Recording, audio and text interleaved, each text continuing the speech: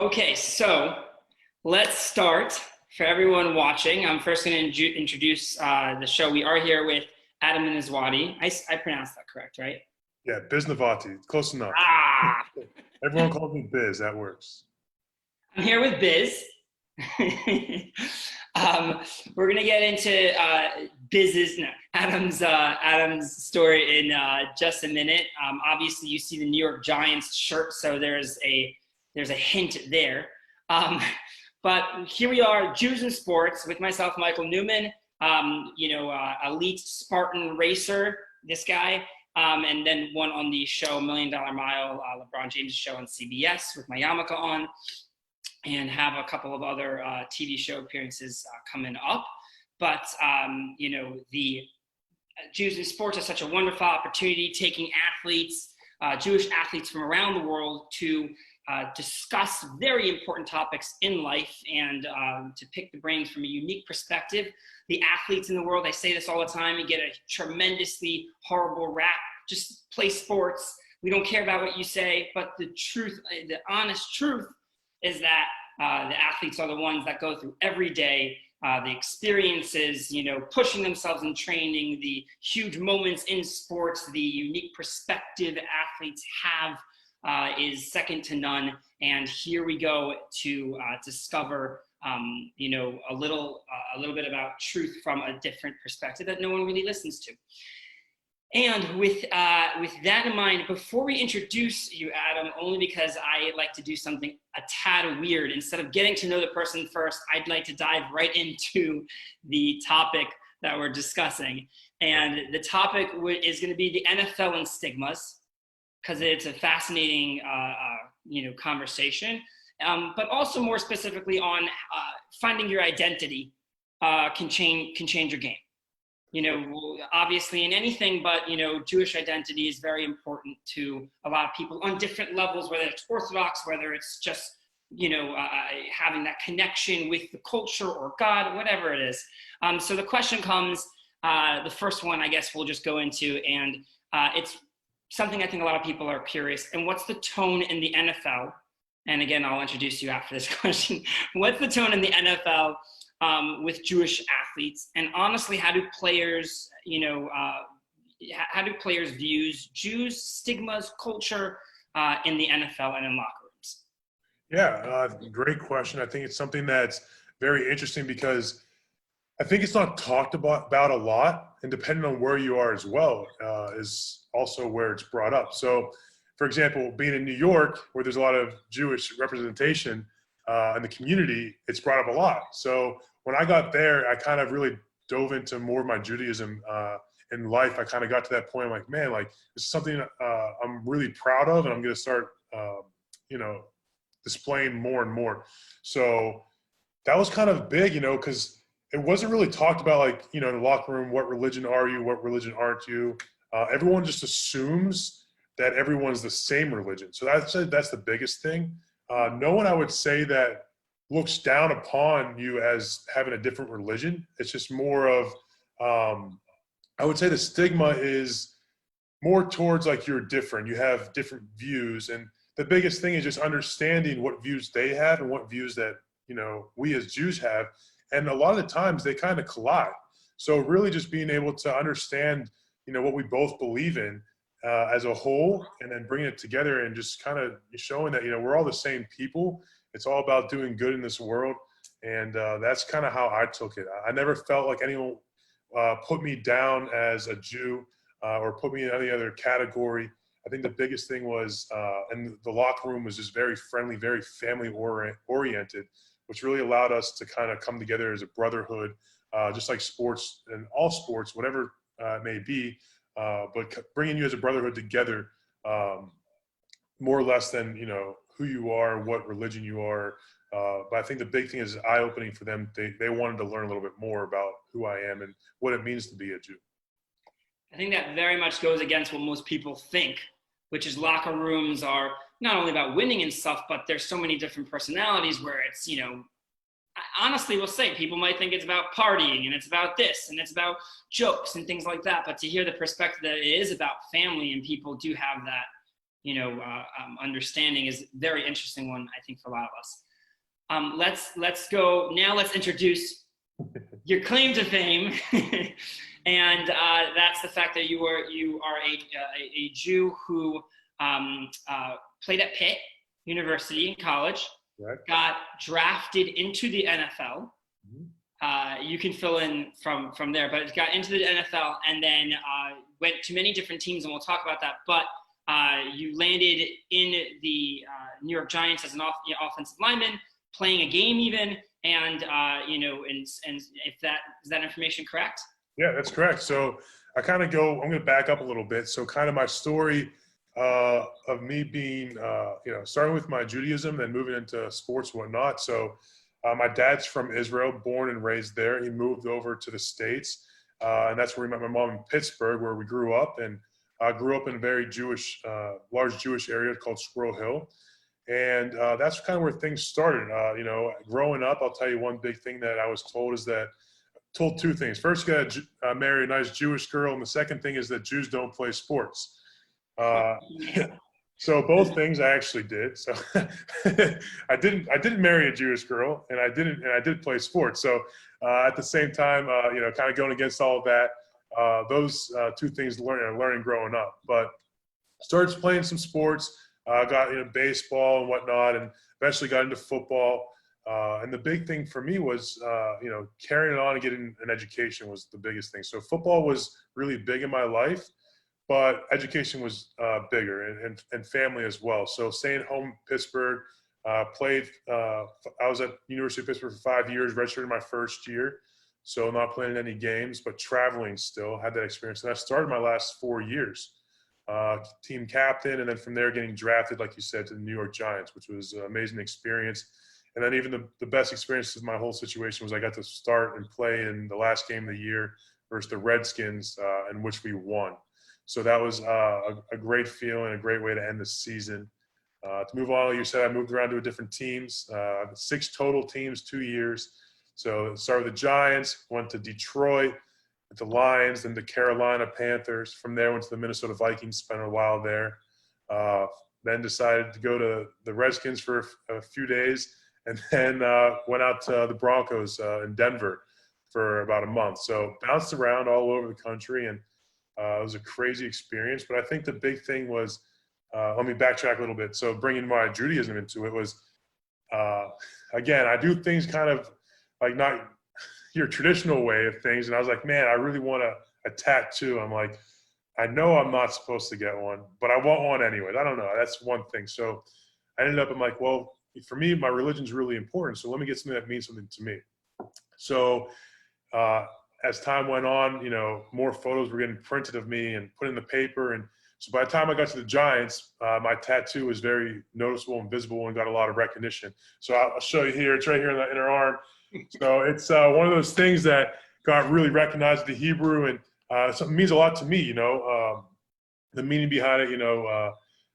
It is what it is. You are who you are is really big to me, and kind of how I live my life, and that's what I really want to display more than that. Just that connection to God, the connection to Judaism, and being a Jew. So that was really big in my life, and I wear it with me every day. So that's kind of a little history about me. And now I live in Miami, Florida.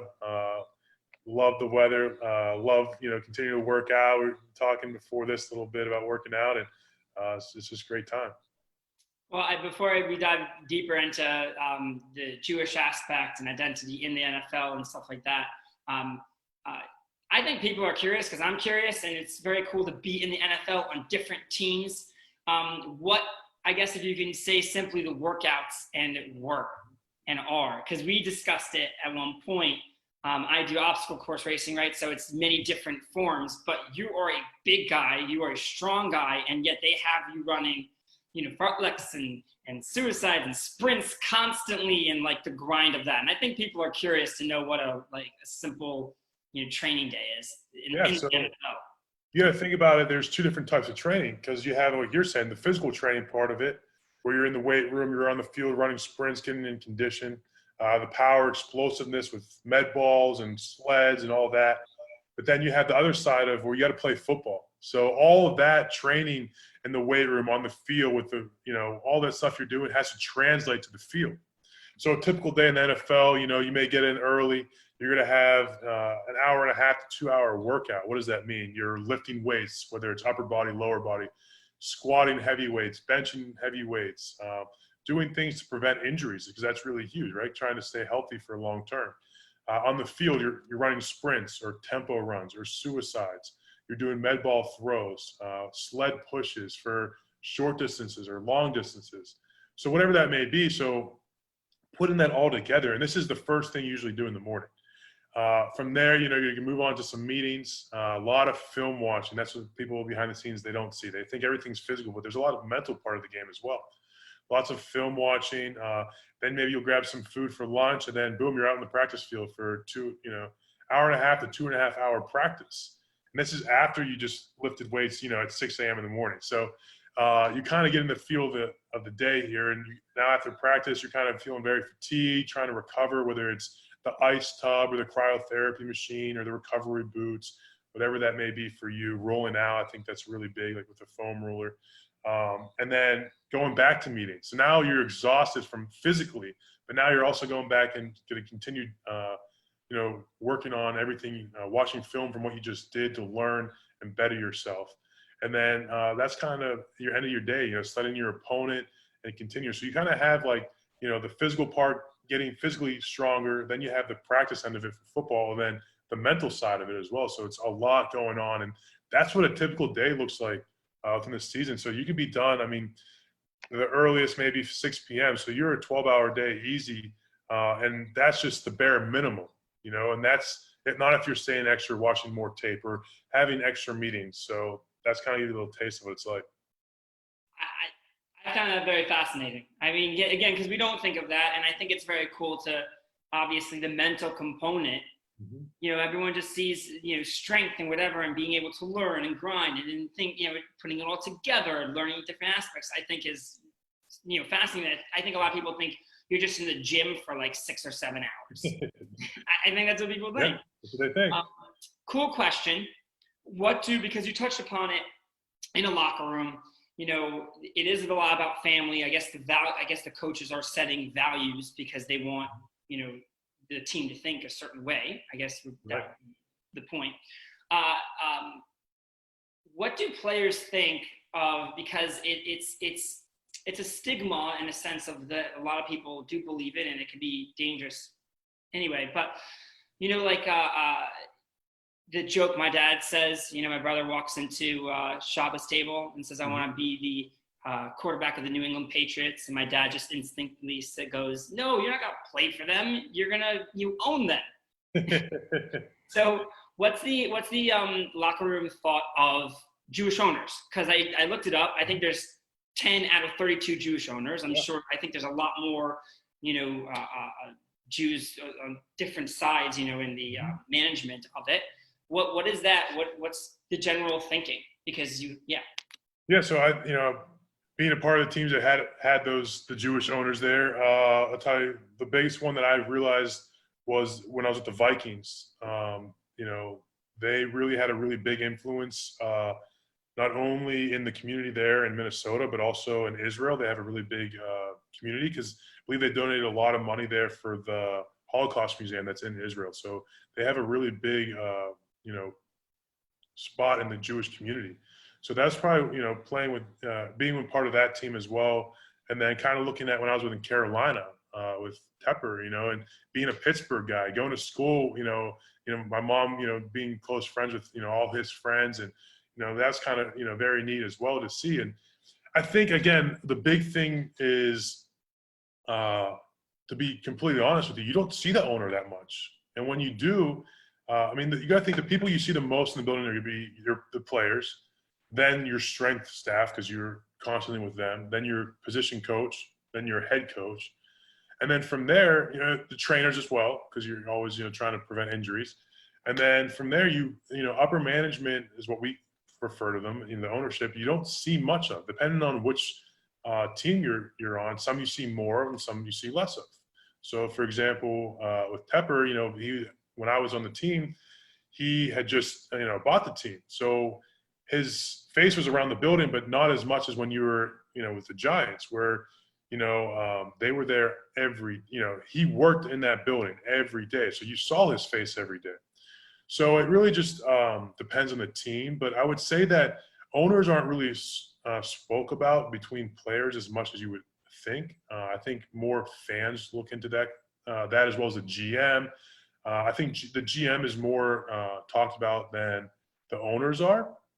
But that's just, I think, from a personal standpoint from what I've seen. But I don't think it's one of those things where, people feel one way or the other. I think it's we all have our spot on the team, and, we're all a piece of a puzzle. How does that puzzle fit? So for us, it's amazing that for us to be even to make the money to play in NFL, to play, number one, to play, the opportunity to play, but then to get paid to do it. And how is this all coming together from these people who are paying us, right? It's obviously a business. We're all trying to make money here, and some are making more than others. But that's what it's all about. At the end of the day is that trying to be, have your role, do the best of your role as possible. So if you're the owner, you're going to be the best owner out there. If you're a player, you're going to be the best player. So you don't really think about, oh, this guy's, owns me. I don't think that comes, a part of it. Yeah. No, I understand. It's an interesting thought, that I think a lot of people have. Okay, so can we discuss just the idea, how important for people, right? You have this, I guess, a lot of people are surrounded by, not in football, right? A lot of your teams aren't Jewish and stuff like that. So we can lose our identity easily. Mm-hmm. When I was, when I talk to Spartan athletes from all across the world and they move to America, they don't see themselves as French anymore. They see themselves as American, and because when you're in, people and revolve around thoughts, you lose your identity. So can you explain, how important it is to you, especially in that environment or any environment, what you think and how important it is to keep that Jewish identity for the fact that, what it means to your culture, what it means to who you are, how important that is.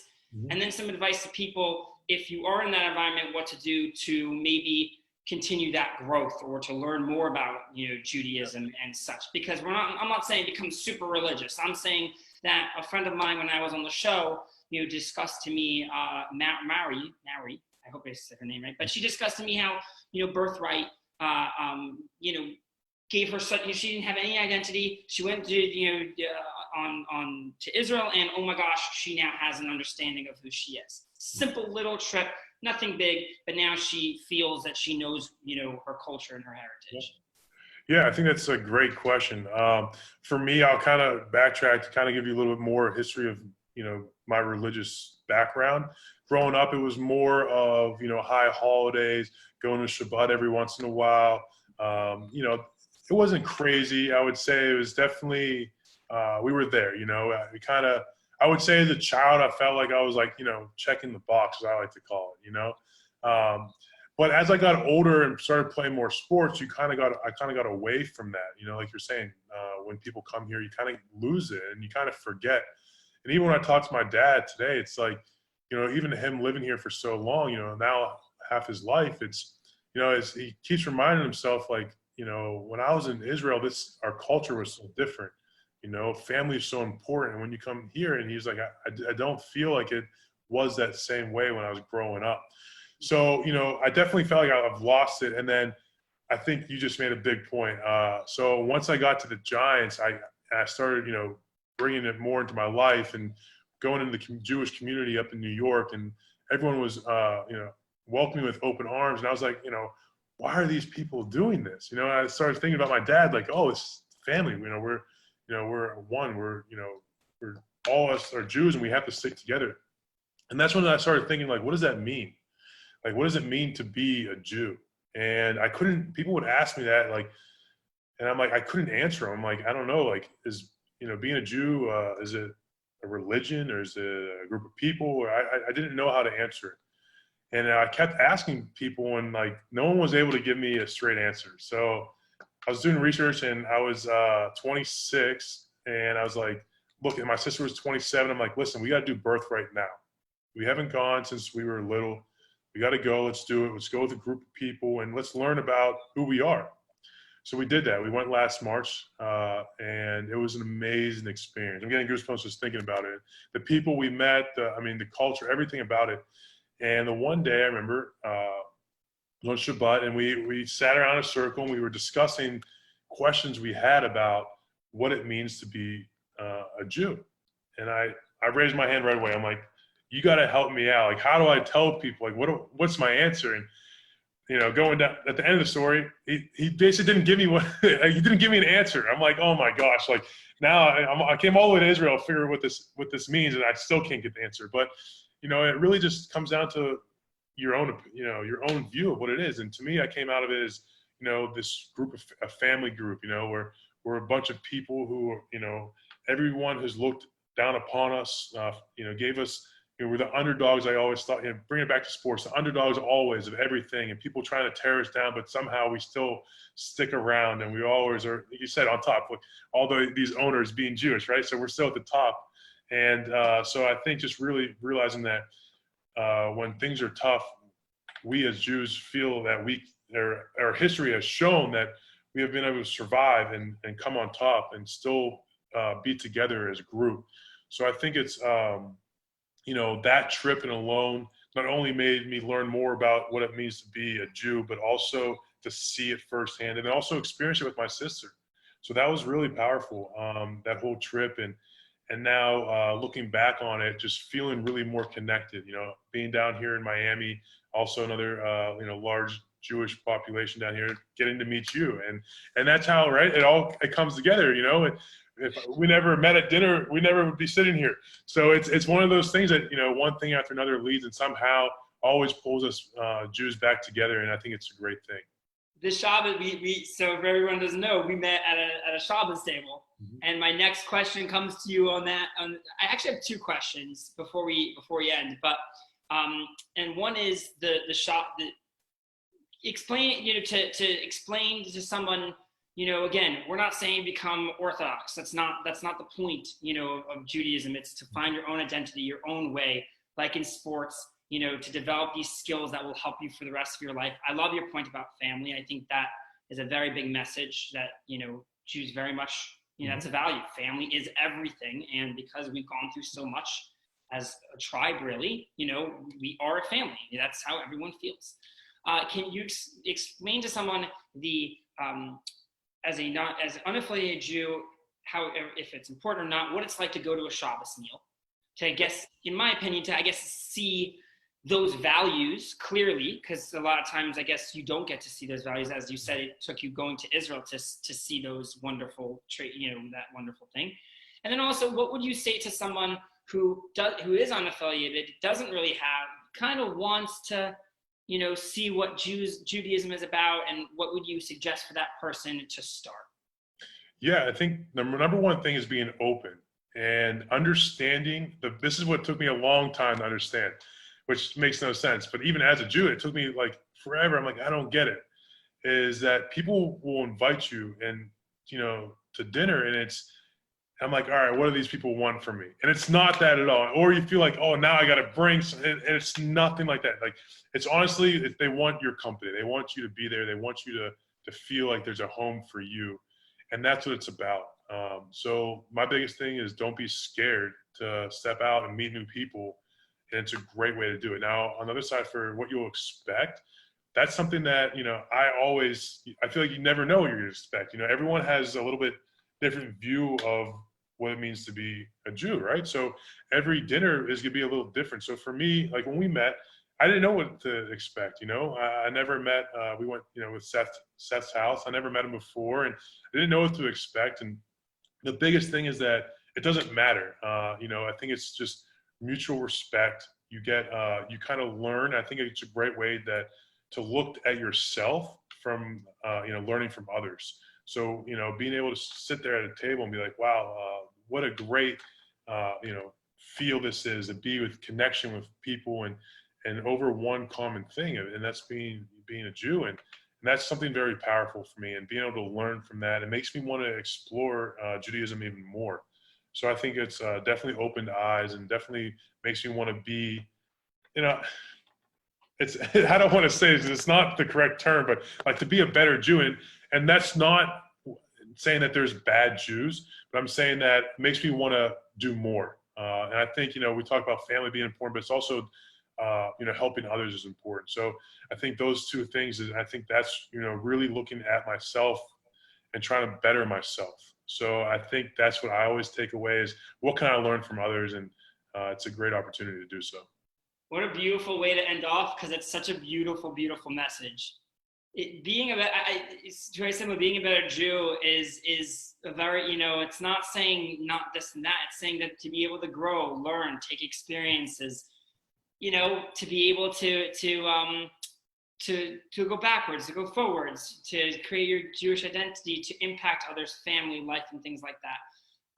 We're gonna end here. Thank you so much for coming on. I hope a lot of people get to watch this and really appreciate the very interesting insight to a lot of different things, not just the NFL, but really an essence of being a Jew. And please, I don't know if you want some people to tag you or go to Instagram, or how can people reach out to you? Yeah, for sure. So 2 ways: go on Twitter at @the_biz_show. So the Biz Show, or on Instagram, my name, Adam Bisnowaty. But I really appreciate. I want to say thank you, Michael. I mean, you've been awesome, and it's been such an awesome for me to watch your journey, and not knowing too much about Spartan races, and you've really taught me a lot and really shown me what it means to be an athlete. Because talk about being strong and overall. So I really appreciate everything you do, and it's amazing. That's very sweet, but not true. But okay. Don't lie to people. So quickly for everyone, again, the H.com series is partnered with Jewish Inspiration Foundation. The main program, which is, Climb for Life, taking kids with physical challenges through a Spartan race. The main point here is for everyone, please to go to jifoundation.org. Again, simply just for the concept of sending these kids a message, keep it up. How amazing they are, because they are true heroes. And as most people don't know, Adam came to our first thing. Adam helped a kid, Ari Cohen, who wasn't supposed to live past his first birthday, wasn't supposed to walk. And here he was with Adam being lifted over, really climbing. Adam helped, but he climbed over a 10-foot wall. So happy, changed his life, our lives. And so please go over there. Again, Adam, you rock. Thank you for the unique perspective. And yeah. Awesome. Thanks so much. I really appreciate it.